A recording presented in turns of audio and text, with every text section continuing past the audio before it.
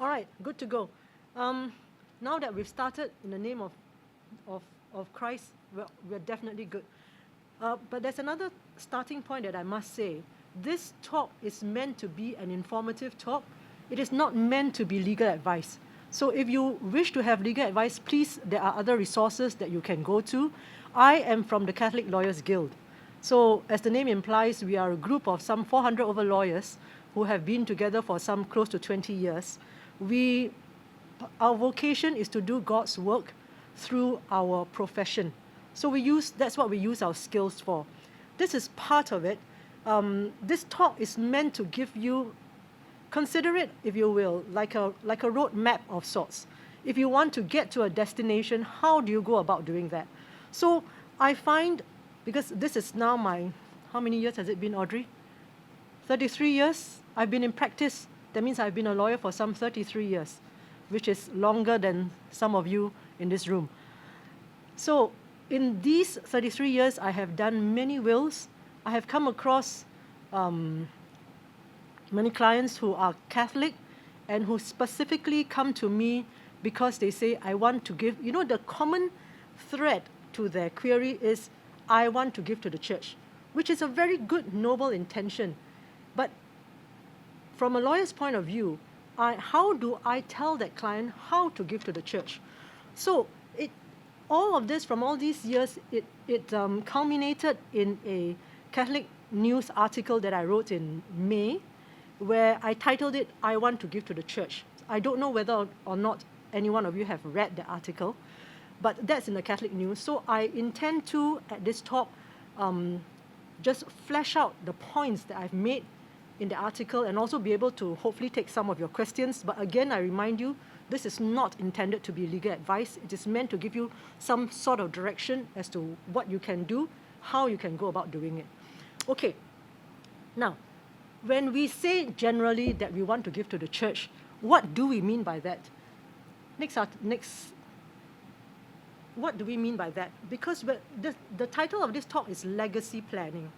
When we say that we want to plan our legacy, it means what do we want to do with, what do you want to do, and how do you plan for what happens after you pass on? That's your legacy. You leave behind a legacy, right? That's called legacy planning. How do you do it? You do it by executing or drawing up. Those are the words. To execute means to do something. To execute doesn't mean to kill somebody. That's the word for it. But it's a doing word. It's a verb. To execute means to do something. You want to execute. That means you want to draw up a will. Drawing up is not in drawing because your will is in words. How can you do that? Can you do a will by yourself? Yes, you can. Is it valid? If you comply with legal requirements, it will be valid. If you are not sure about it, then the best way to do it is to go and get it done by a lawyer. Okay, this is the reason why you have lawyers doing it. Of course, you're going to find the gamut, okay? Because if you're going to go online to find, let me caution you first, there are people advertising it who will say that they're able to do wills for $50. I kid you not, okay? But I advise you to view all this with caution. Some of these people who advertise like that don't have legal qualifications. Some may, but they may not be able to know what you want, okay? Again, I say this is not meant to be legal advice, nor is it meant to be an attempt to tout business or to ask you to come to me, because I, together with Audrey, who's from my firm, and together with Cosmos, who's the current president of the Catholic Lawyers Guild, we are doing this pro bono. Why? Because we want to help the church. So, back to my point. When you say, I want to leave something for the church, that is your general intention. So how do you do that? You do that by drawing up a will. How do you draw up a will? You either go to someone outside or you go to a lawyer. And when you go to a lawyer, there are certain parts, or I've told you also that you can do this on your own, right? Now, when you do draw up a will, you will find that there will be certain terms that I want you to be aware of. And once you know this, it helps you in your planning. For example, testator. You will find in every will there's a testator. Testator is the name, is what we call the person who draws up the will. So if you are the one who is drawing up a will, let's say your name is Madam Ang, so Madam Ang will be the testator. And you see, when you draw up a will, it contains your instructions and your directions as to what happens after you pass on, right? So as the testator, you give those directions. But when the will does come into play, by that time, you're no longer around, isn't it? Will you be around to say, hey, how come you've not done this? How come you've not done that? You can't, because there would have been funeral mass for you, bye-bye, that's it. You're not around anymore. So you need someone to execute your will. See, the word execute comes again. So you need an executor. Executor, executrix is just the male, female gender part of the word, okay? So your executor will be the one who carries out your wishes. So assuming you've drawn up your will, your executor is the one that you would have appointed in your will who would be carrying out your wishes, okay? Now, another term in your will be the beneficiary, because your will be to say, I want to give. So let's say Madam Ang, the lady in the grey t-shirt, I'll use you as an example, sorry, because you're right in front. So let's say you say, I want to give everything that I have to my sister, the lady in the pink t-shirt, to my sister Theresa. So Theresa would be your beneficiary. That's, okay? Then, so you have these main terms, the testator, the executor, and the beneficiary. So now you know. So don't get it mixed up, because once you know, I guarantee you it will be a lot easier for you when you plan. Next is what to give. And if you go to the next slide, I think it is how to give as well. Audrey? Okay. So the other two questions I can then move to is, what can you give? How can you give? Okay. So once you've decided in your will who is to be your executor, that's the first thing, all right, that you need to give to. Decide first who is going to be responsible enough for you to appoint to carry out your wishes. Now bear in mind here, I must tell you as well, that if you have minors, by minor we are talking about persons who are not 21 years old yet. So let's say today you draw up your will. Okay, so let's say you're at my office right now, you're sitting in front of me, and you're drawing up your will today, dated the 7th of December, 2021.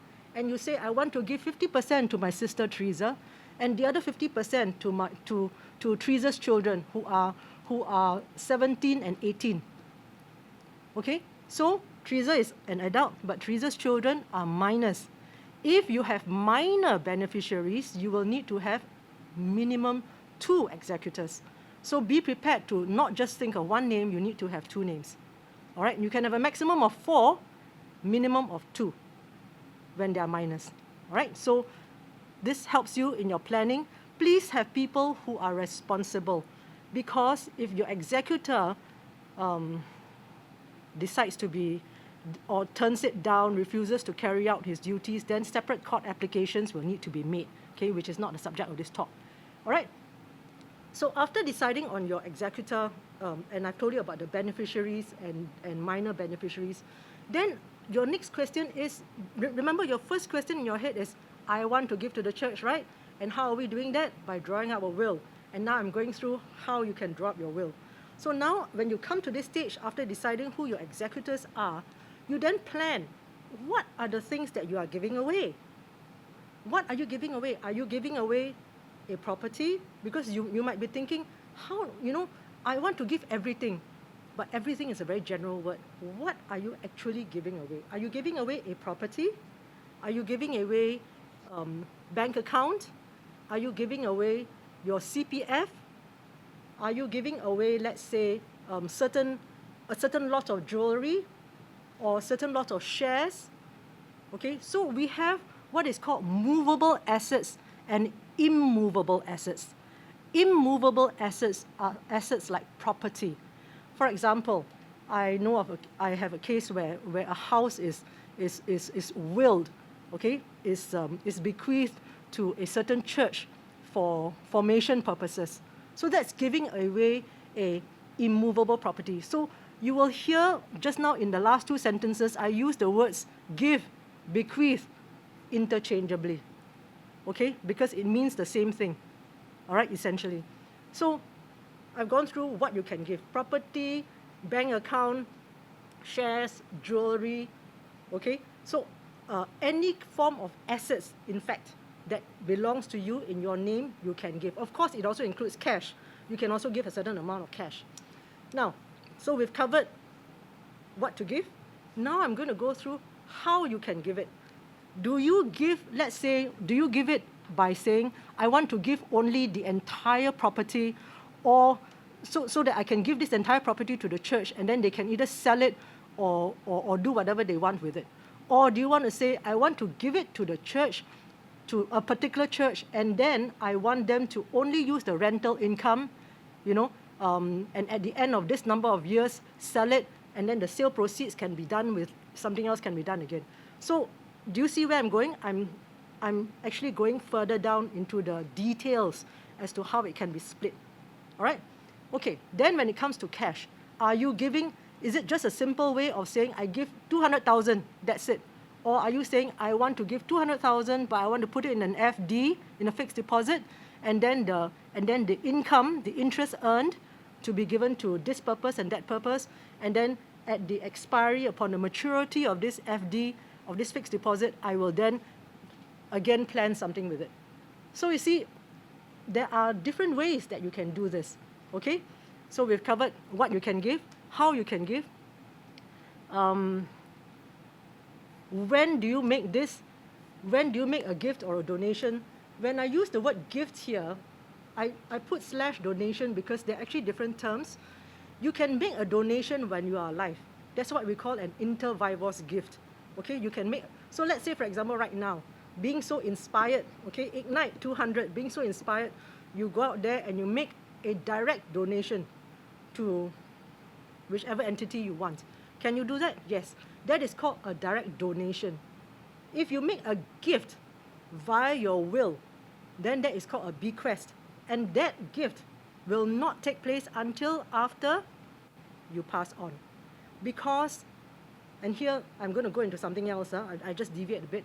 Now, remember just now I said your will, if you were sitting in front of me doing the will today, your will is dated the 7th of December 2021, correct? Let's say, and I always have it timed. So at the time of signing, let's say it is now 10/17, you signed the will, I would have dated it and timed it at this time. Let's say by this afternoon, 2 p.m., you come to my office again, and then you say, so Madam Ang, you say everything, remember your will was everything, half to your sister Teresa, the other half to Teresa's 2 minor children, right? By afternoon, you quarrel with Teresa, and then you say, I don't want to give to Teresa anymore. I will give to her 2 children, but I don't want to give to Teresa. I will give it to another friend called Annabelle. Can you do that at 2 p.m.? Yes, you can. Yes, you can. So at 10:17, you sign the first will in front of me, everything to Teresa. By 2 p.m., after quarreling with Teresa, you sign another one, timed at 2 p.m., giving to Annabelle, half to Annabelle. And then by tomorrow, you change your mind again, quarrel with Annabelle again. You want to give to Claire. Can you do that? Can. Why? Because a will, number one, is a valid legal document.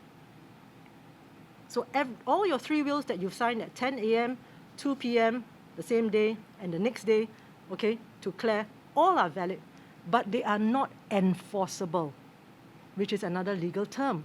It is not enforceable. Why? Because you have not died. So your will only be enforceable upon your death. This is why you can change it every day if you want to. Okay? So that is not a joke. It is a practical thing. You can. So I don't want you to think that, okay, I've gone to the lawyer, I've done my will, that's it, I cannot change already. No, that is not true. And that is a myth that I've had to correct many times. Okay? So don't think that after you've signed it, it is cast in stone, because it is not. Right? So if you're making a direct gift, right now you can. If not, then it's through your will. Can you get tax relief? Tax relief, if you make a gift now, okay, there may be certain reliefs you can get if you are giving a gift. Now, this has nothing to do with a will. This is about giving. If the entity that you're giving to has got charity status or has got some tax relief status, so you have to check with each entity, because, or you can check with me, but again, check with your lawyer, because and even your lawyer may not be able to tell unless they have some specific knowledge about that particular entity. As far as charities are concerned, certain charities can give tax-exempt receipts. These would be charities that are known to have what we call IPC status. IPC stands for Institute of Public Character. So for registered charities that have an IPC status, they are entitled to give you a tax-exempt receipt for the donation that you make. You bear in mind, I'm using the word donation, not gift, because donation is what you can do now. All right? Okay. Can you have conditions to your gift? Yes.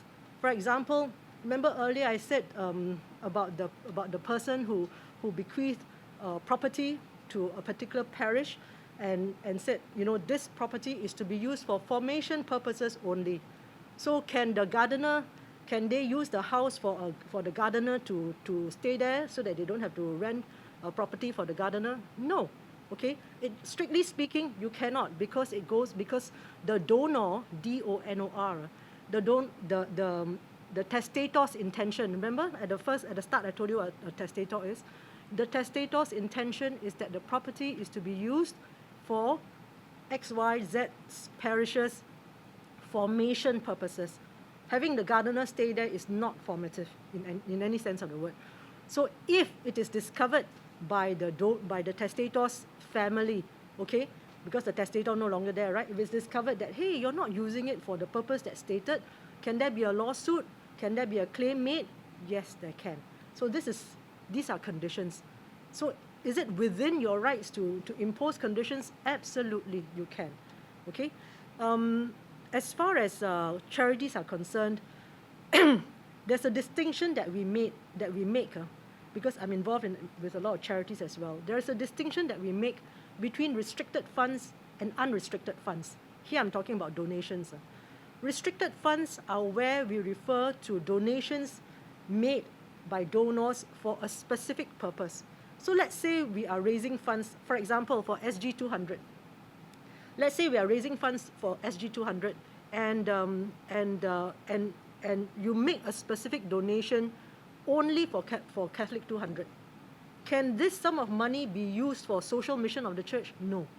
Okay? So that's what we mean by restricted funds. But if you say, I'm giving this money, you can use it any way you want, then it falls within the unrestricted funds pot. And it can be used within discretion for anything, for any purpose. Audrey, can I see the next slide? Okay. Now I say first, I am not here to boycott for anyone, but just to give you a sort of roadmap, who can you give it to? Okay. So these are some beautiful logos that we have. The church, when you say the church, bishop's legal name is Tracas, the titular Roman Catholic Archdiocese of Singapore. So the bishop is the leader of our church. Okay? So do you want to give to the bishop? You can. Do you want to give to the parish of St. Vincent de Paul, my parish? Okay? Or do you want to give to the parish of St. Anne, or Lady of Lourdes, because Lady of Lourdes, taking is very low. So this is just for you to think about, okay? Or do you want to give, or as you know, the church has got different arms. The social mission of the church is Caritas.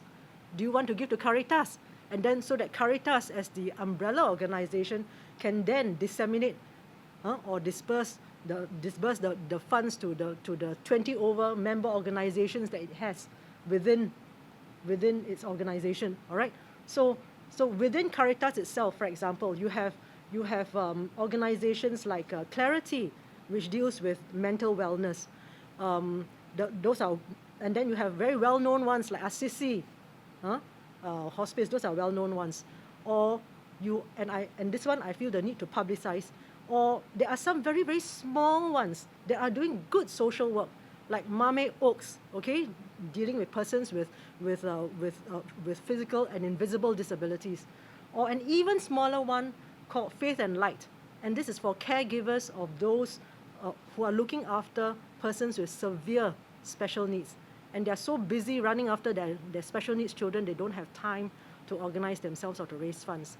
So just as a plug, I'm helping them to sell art pieces kindly donated, painted by this 80-year-old lady who has donated 20 over pieces of art to them. And if you wish to buy art, please let me know. Every cent goes back to Faith and Light, or to Catholic Foundation, or Audrey, do I have more slides?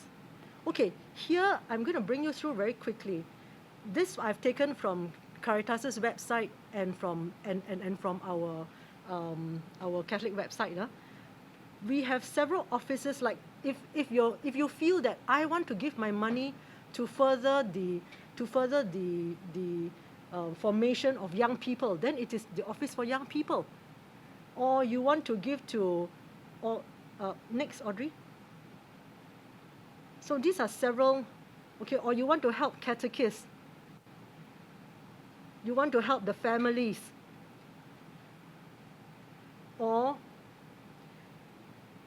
And these are the various parishes. You know, there are 30 over parishes that we have in Singapore. So we can, all these will be made available in the slides, and we have, I must say thank you to Maria Santosh, who is now in California, but she's a student at SUSS, and she helped me put all this together. So all the contacts are there. Is that the end of it, Audrey? Okay, these are all the parishes. Carry on. The kindergartens, and then we can go to the schools.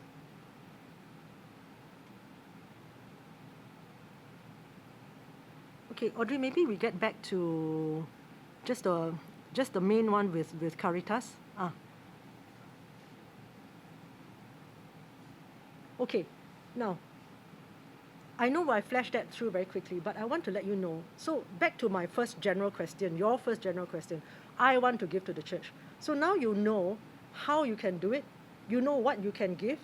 You know what are the things that you can give. Then who to give it to. So here is where you address your mind. Are you giving it? Do you want to give it to? I've said, do you want to give it to the person of the bishop? Do you want to give it to a particular church? Let's say you say, oh, I've been coming to Cathedral, to CGS all these years, and I know CGS does a lot of good work. I want to give to Cathedral, and I will let them do whatever they want with the money. You can, okay? Or you say, but I have always wanted to help the disadvantaged. Okay, then you can give. Do you want to give to, for example, the Canossaville, who helps the poorest of the poor? I grew up in a convent, so I can tell you for a fact that it was Canossaville that helped me to become who I am today. Okay, so from the time that I was a young girl, I have been receiving free textbooks, free food from them, and these nuns helped. So is it your mission to say, I want to help people like that, organize missions like that, who actually go out to the ground to help people? Okay, so Canossaville. Do you want to help, for example, the church to advance, for its formation? So that would be the Office of New Evangelization. Young people, OYP. Or do you want to, so either you give to a particular parish, to a particular church, to a particular mission, right? Or let's say you say, I want to be able to have my monies help out families, marriages, marriage encounter, families. Then you have the Archdiocese for family, right? So direct your mind as to what is your object. Does it only need to be one? No need. You can have a combination. So I've helped clients plan where she says, okay, after I give to my family members, and then whatever is left, I want to give X amount to this particular church because this is my parish. And I only want it for formation, she says, okay? And then if I have anything else that's left, because if you drop your will on the 7th of December, it doesn't mean that it is a finite snapshot. The one thing that we're uncertain about is when we will pass on. So from the 7th of December until the time that you pass on, would your asset list have changed? Very likely, right? And if it has changed and there's more than you would have provided for, does it mean that your will is bad? No, it does not. It is still good because if you have done your will properly, there would be what is called a residuary clause in your will. So that's what we call the catch-all clause. That means after providing to say, I give X amount to one church, to cathedral, then I give another amount to let's say to Canossaville, and then balance you want to give yet another amount to let's say Mame Oaks, okay? So the residuary clause will take care of the balance of the amount in your estate. The estate is what you own after you pass on. The residuary clause will take care of what is the balance in your estate that has not been specifically provided for. Understand? Okay? So your will is not invalid just because you have not covered every single last cent. It is good still, provided you have a residuary clause. Okay? I've also talked about your when I went through the types of assets that you can give, I briefly told you about CPF nomination, right? So your CPF balances, if you are a married person, so let's say you started work at 25, not married yet. You started work at 25, you would have CPF, and it would have gone into, and at that time, you would have made a nomination. You got married 5 years later at 30. After marriage, the CPF nomination that you would have made is invalidated. You must make a fresh nomination, because marriage, upon your marriage, the CPF nomination that you would have made earlier is no longer valid. So upon marriage, please, if you want to change your CPF nomination, please go and do it. Okay? So if you're planning your legacy right now, please think about your CPF nomination, because whatever monies you have left in your CPF account, you can also nominate. For example, you can say, I want to give it to the church to the church, meaning Trakas in Singapore. Can you do that? Yes. Why? Because Trakas is a legal entity. By legal entity, we mean an entity with a UEN. So if you see companies have a UEN, what does it stand for? UEN stands for Unique Entity Number. So if an organization has a UEN, you can give directly. So, okay, another example. Nowadays everybody uses PayNow, right? PayNow has a UEN. You can either pay to the phone number or you can pay to a UEN number. So that's a unique entity number. So does that make it clearer now how you can give and who you can give it to? So when you say you want to give to the church, it is really a very general idea, but you must, in order to crystallize the idea, know clearly, as I've said just now, what are the items you want to give, in what proportion do you want to give, and who do you want to give it to. Okay? Now, must you go to a Catholic lawyer to do it? Not necessarily, but you need to be able to know who the entity is so that you name it correctly. Because if your intention, let's say for example, is to give it to Caritas Social Mission, okay, but you've put the name wrongly, you've misspelt it, or you have put the UAN wrongly, then that particular gift becomes bad. And that amount that you had intended to give to Caritas would then fall into your residuary estate, which may not be your intention. Okay? So please be clear about it, and please know how to do it. If in doubt, get to the Catholic Lawyers Guild, okay, so that we can tell you, because we know what the Catholic organizations are. All right? Okay. That is my talk. I'm going to end off with, as I was just thinking through what I'm going to say at this talk, fortuitously, I came across the Catholic News and Bishop's homily on the 6th of November, where, and I'm going to quote, I highlighted this, and I'm just going to read to you, bear with me. So Bishop in his homily said, Jesus in no uncertain terms said, "You cannot be the slave both of God and of money. This is not to say that money is evil. Money is a means and an instrument for love and service. It is not the end of itself. It is the love of money that is the root of evil. Money, Bishop says, in the final analysis, does not belong to us. So, what is it that is truly our own? What is truly our own is the gift of eternal life. Only that belongs to us forever. So nothing else belongs to us forever. Okay, so on that note, I end my talk and I will take some questions.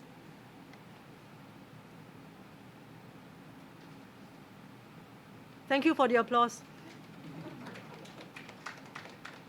Any questions? But remember, this is not legal advice. Yes.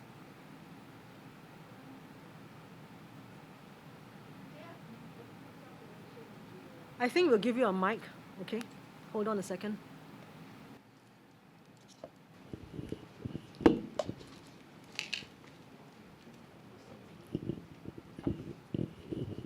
So I've made a will to give some money to the church, but I think that time this is something, but how do I specify? Is this, I put as under the titular Catholic Church, is it? And then does Okay. it distribute to any place or what? I mean, that's So I'm not sure. It depends. It depends. It depends because, you see, this talk is meant exactly for persons like you. So thank you for asking that question. So your question is, for those of you who cannot hear, and if I've interpreted it wrongly, please tell me. Your question is, I made a will many years ago, where I want to give to the church. So how do I do that, right? So that is exactly what I mean. When you say, I want to give to the church, what exactly is who exactly is the beneficiary? Which part of the church or what purpose are you giving it for? Pardon?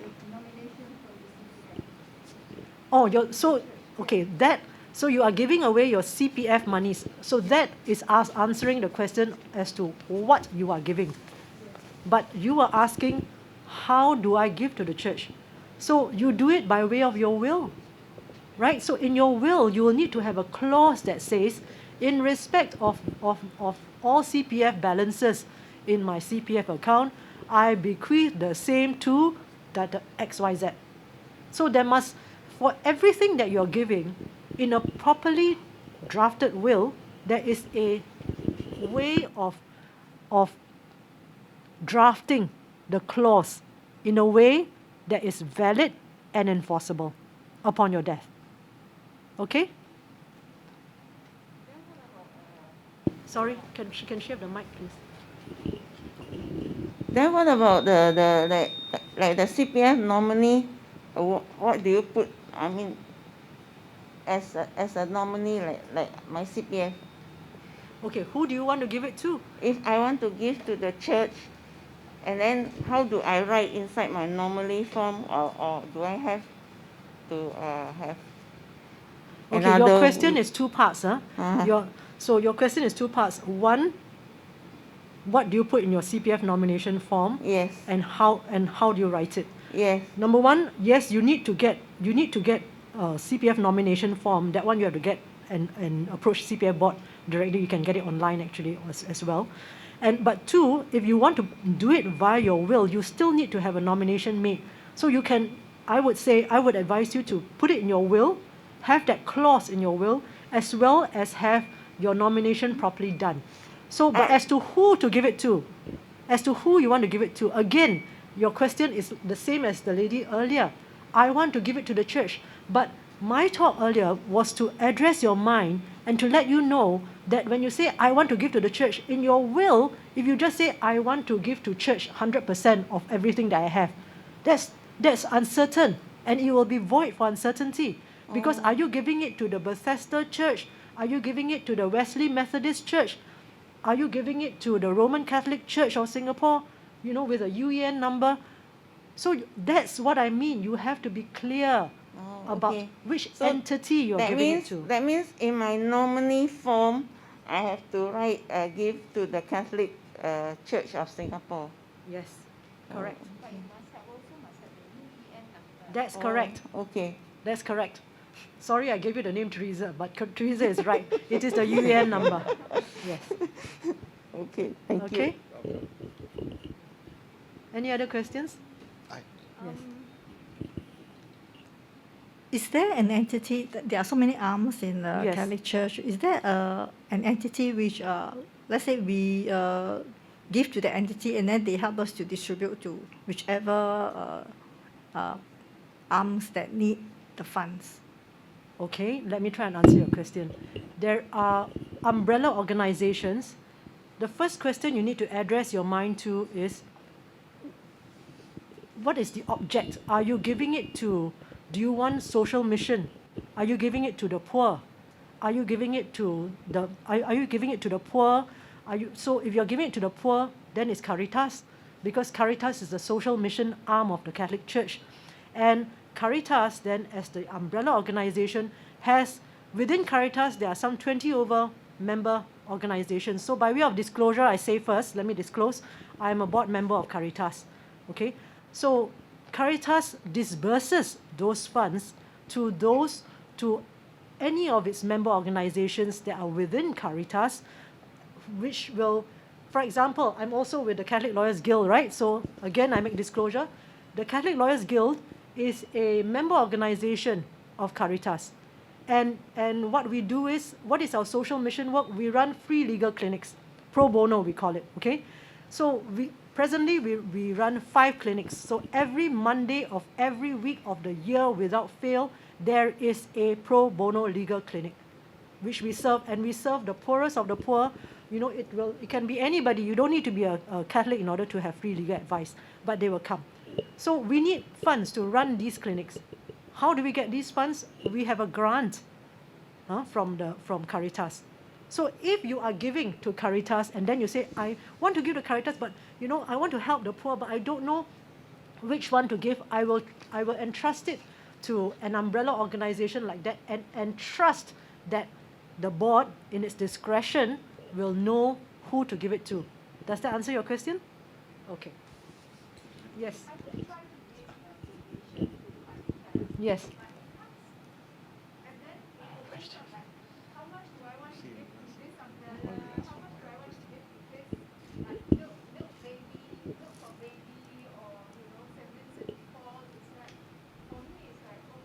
Confusing, is it? Philip, please take note.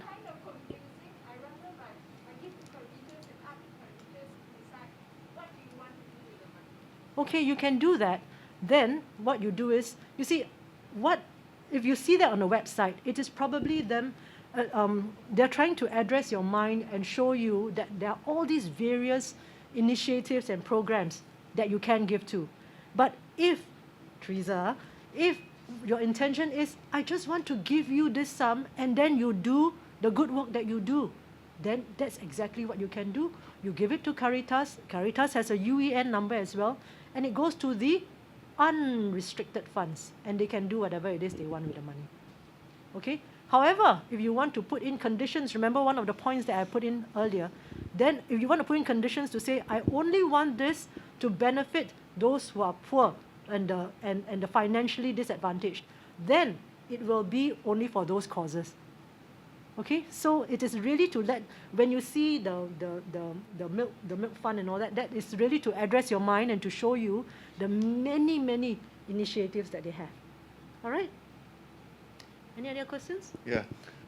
What if in the will she gives the monies from the CPF to whichever organization, but there's no nomination in the CPF form? What happens then? Okay, because it is CPF, and CPF monies are statutorily governed, okay, you need to have the CPF nomination form in order for it to be valid.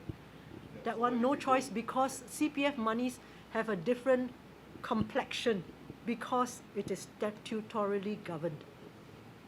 Okay? So what is the will states that she wants to nominate to give to some? So if it is not, so if she did not make that nomination, but she stated it in her will, and CPF, and if the CPF actor says that it is therefore not valid, then that sum would fall into residuary and be disbursed that way. And hopefully the estate being shown her will do the right thing. But but they are not bound to. Okay? I think my question might have been partly answered. Do you have to always state a percentage, or you just sort of put a figure or something? That's why I don't like. Good question. Wear my mask. Do you need to state a percentage? Do you need to state a figure? Okay. The point is, both can.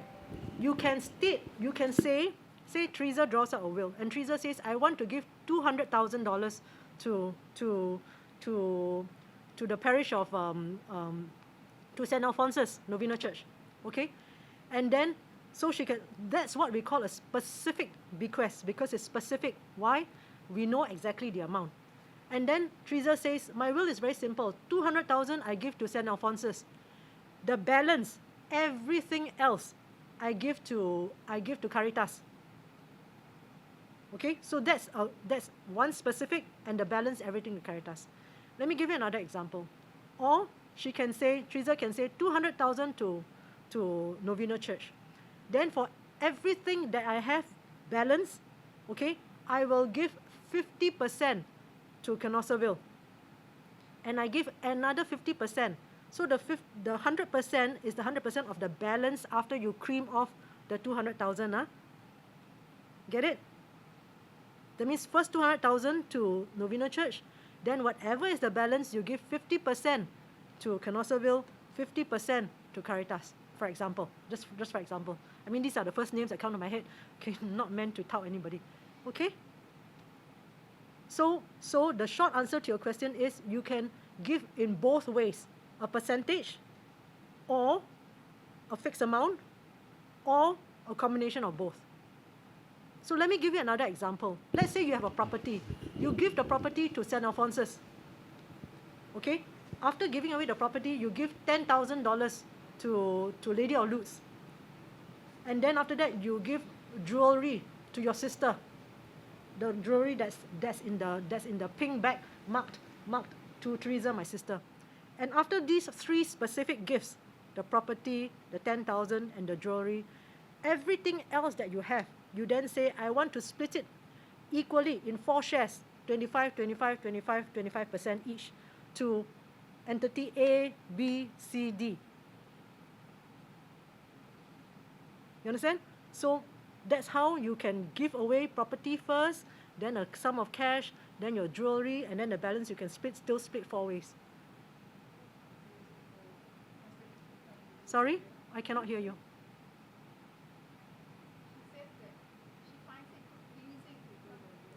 Not actually. Well, that makes me a bit sad. I thought I was very clear. No. I mean, for the person, having to work all this out.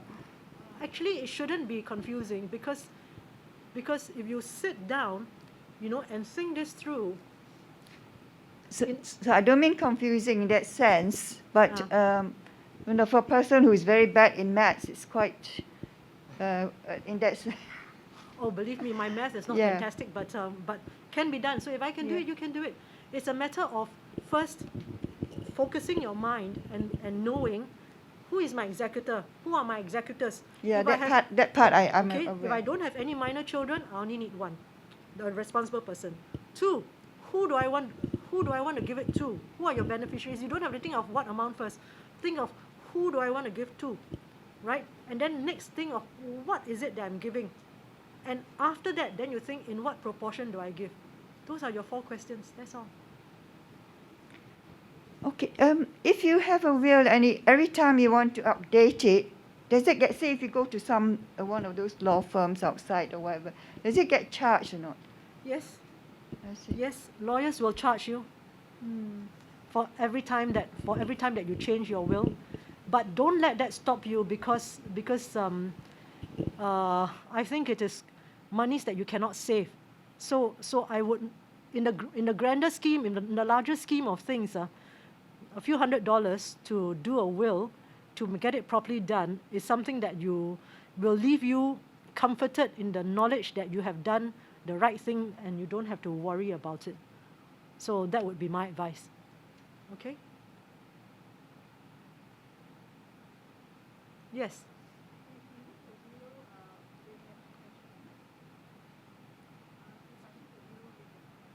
Ah, okay. The question is, can you make a will with an attachment?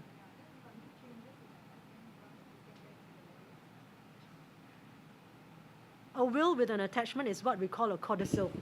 In the olden days, we had codicils because in the older days, and now you know how old I am. Okay, when I first started practice, wills were done typewritten. Okay, do you know what a typewriter is? Because he's not 21 yet. So in those days, you and and and those wills tend to be very long. So you make any amendment, you got to type the whole thing again, and that's why we have codicils, they're attachments. But now, in this day and age, what do we have? Everything is here. I can amend straight away. So in that sense, there's no longer any need for a codicil. You might as well do a fresh one. So whether you call it an updated will, it is a fresh will. Remember the point that I said, if in front of me you sign and I witness your will, by the way, your witnesses cannot be your beneficiaries. So for example, Madam Ang wants to give to Teresa, right? Can Teresa be a witness to your will? No. Your witnesses to your will must be people who do not benefit. Let's say you say, oh, Peggy, you've been my lawyer for so many years. I want to give you $500 in my will. Can I be a witness to your will? No, I cannot even draft your will because it's a conflict of interest. So your witnesses must be persons who do not benefit at all. Understand? So back to your question, no need for a codicil, do out a fresh will. So even if 10 a.m. on the 7th of December, you sign that will, 2 p.m. after quarreling with Teresa, you sign a fresh will, it is still a fresh will. Okay? Any other questions? Yes, young man. I can't hear you.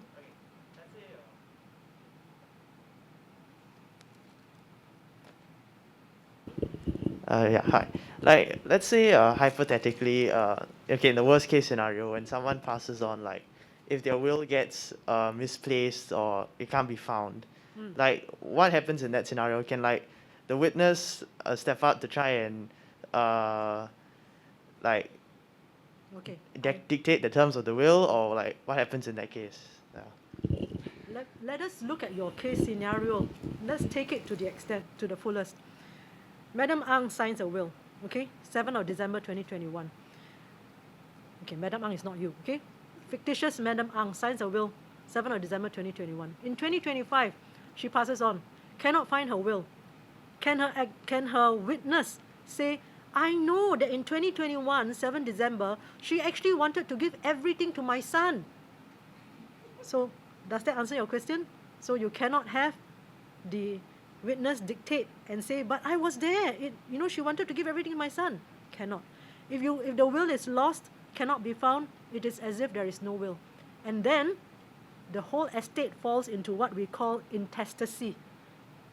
And there are laws in Singapore as to what happens when the estate of the deceased falls into intestacy. Then there are laws of intestacy. We go by priority as to who will benefit and who will gain.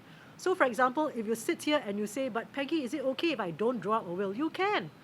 Does it mean that the government, which is the common thing that I hear, if you don't draw up a will, does it mean that the government will come and take everything that you have?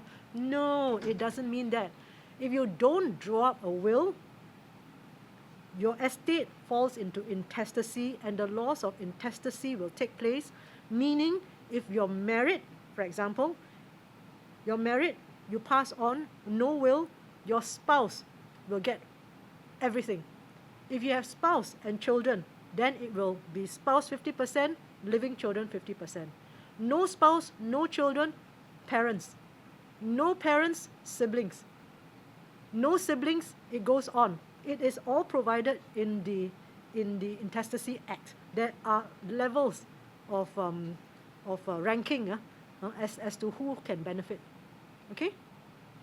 So the purpose of having your will is so that you can plan what you want to do with what you have.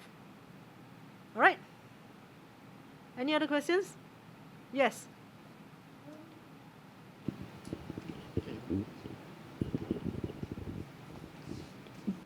can you give some advice about, I mean, say like for the executor, what sort of benefit does he get, or say what?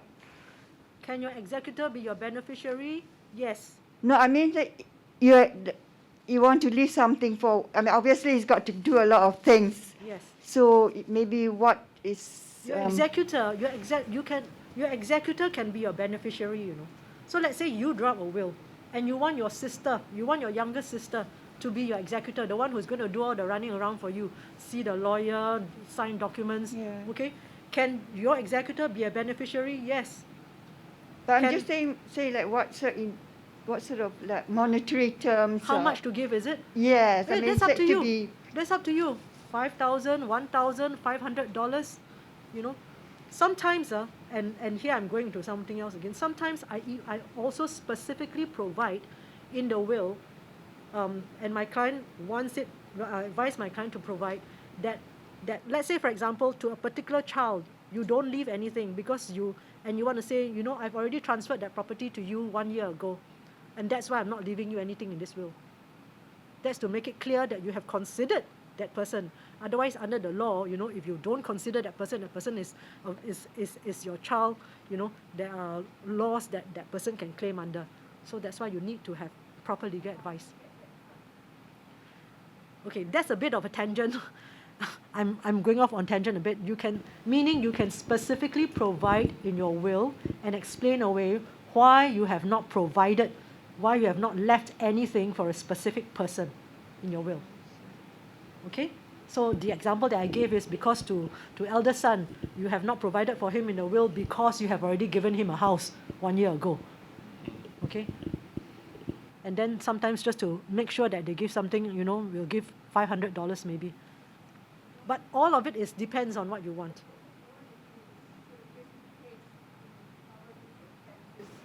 Yes, you can give. So the amount is up to you, because I wouldn't know what the extent of your estate is, or what you have given, you know, the specific bequest on top. Remember I said? Huh? Okay, good questions. Anything else? Then it's a wrap. Gail, I've done my job. Gail is my boss from Caritas.